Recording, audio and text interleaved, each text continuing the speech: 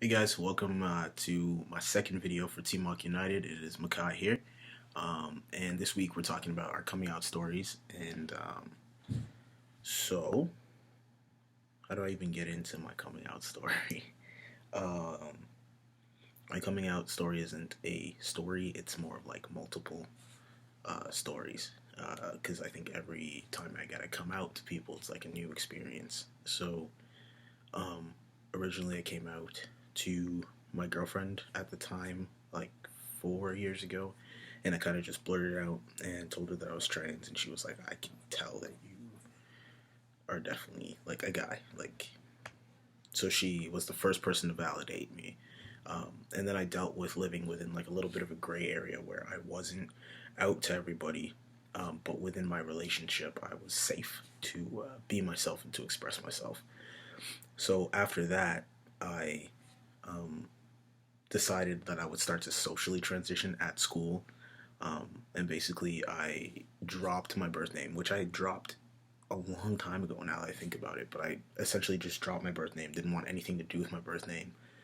Created like a nickname for myself and introduced myself that way. And I was often being read as male anyway, so I rarely had to like essentially come out and tell people that I was trans or deal with any issues around people knowing like my former self and then having this big like coming out situation. So I didn't have to deal with any of that.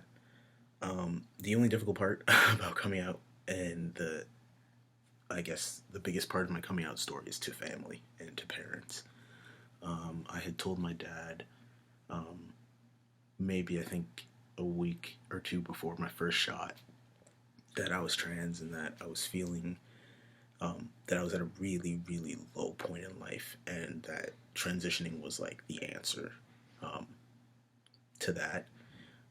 And he didn't really understand it, but he was trying to be supportive. I think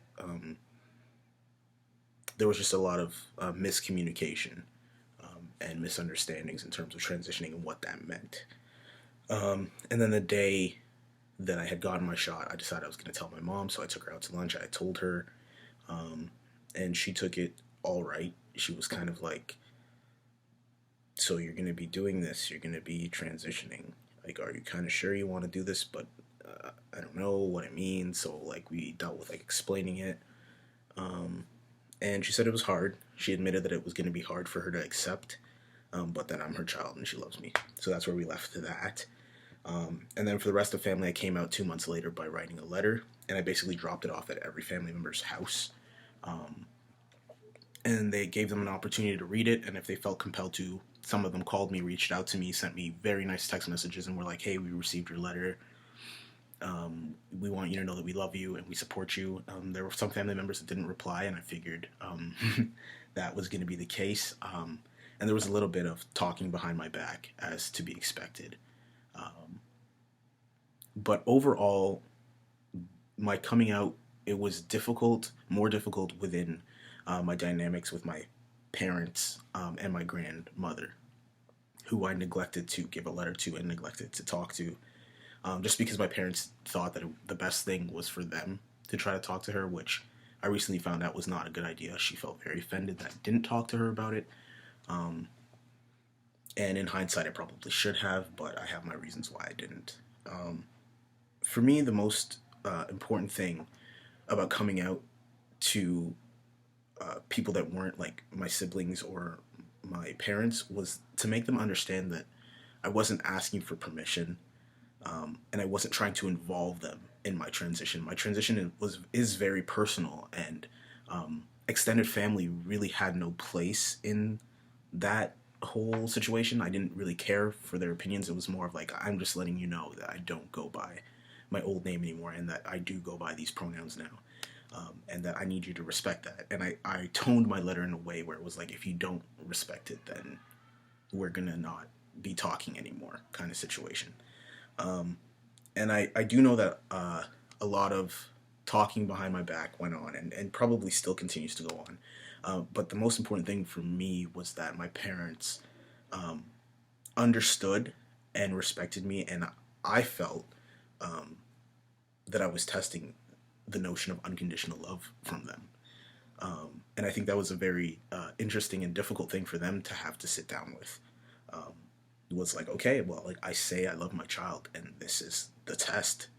Um, for them, that's my personal family dynamic, and that's how my parents kind of assessed it. I feel they were like, well, I mean, we said we were gonna love you no matter what, and this is a big matter, but we'll love you in spite of that. So if I had to give people advice about coming out, it's understand that you know your family dynamic, um, and that there is no right or wrong way to come out. You know that for me, it's very easy to shrug off extended family, for example, because that's just how I feel about it. But not everybody feels that way about it. And not everybody has a distant family in the way that I have a distant family. So understanding your family dynamic and understanding who can be told what, and having an external support system who's not family, who is like a really close friend or a partner that you can lean on in terms of having emotional support, because it's a very coming out is a very difficult thing, and I think that it gets overlooked when we see people, often like myself, who have great functioning relationships with their parents, and it's accepting. But the road to acceptance is not a short one, and it's not an easy one. And you have to understand that the initial part of coming out is very tough and tumultuous and rocky, and there's a period of like, everybody's got to move along with the transition. So bearing that in mind is important, and understanding like it's okay to write a letter, it's okay to have conversations with your parents when you're ready. It's okay to have support system with you when you come out to these people. Just doing what works for you is important. I can't stress that enough. Um, and talking to people. I mean, like us having this channel is to create dialogues, and people online are very accessible.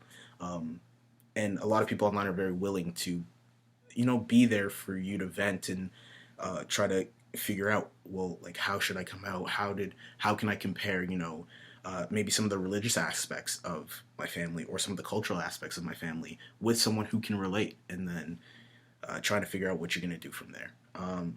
I hope that was helpful. It felt like a ramble, but I hope that was helpful. Um, but coming out is just freeing. It's freeing, only because you don't live with that constant fear of like, what if people find out who I really am? The days that you get to be who you really are sometimes, as a trans person, some of the darkest, but some of the most beautiful days. Um, so I'll leave you guys with that, and I thank you guys for checking out this vid this week, and I will see you not next Thursday, but the Thursday after. Okay? Thanks for watching the vid. Bye.